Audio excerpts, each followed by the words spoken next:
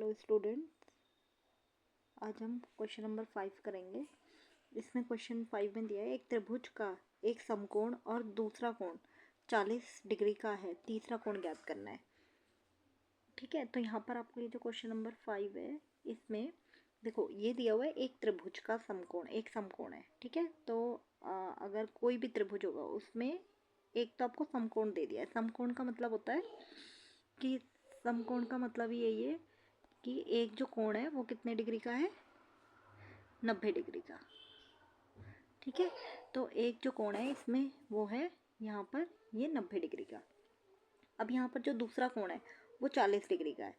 अब दूसरे में ये वाला भी हो सकता है और ये वाला भी, बस हमें ये पता है कि दोनों में से एक जो है वो 40 भी है, तो दूसरा कोण जो है वो 40 डिग्री का है। ठीक है, अब हमें ये तीसरा कोण निकालना है।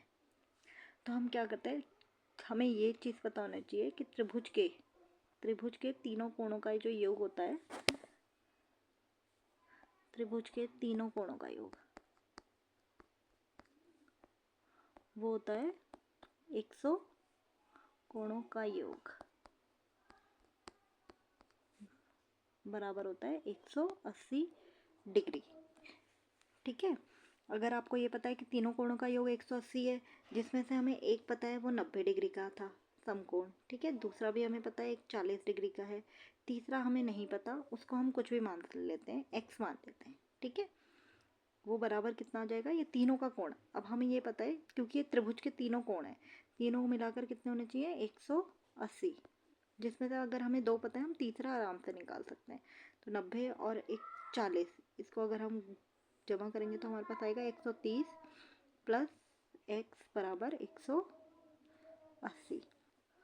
जब आप इसे सॉल्व करेंगे तो आगे देखोगे x बराबर क्या हो जाएगा, 180 में से आपको 130 को घटाना है।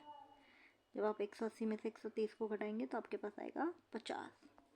तो यहाँ से आपको पता चल गया जो ये तीसरा कोण होगा वो कितना होगा, तीसरा कोण कितना होगा, 50 डिग्री का। Okay student.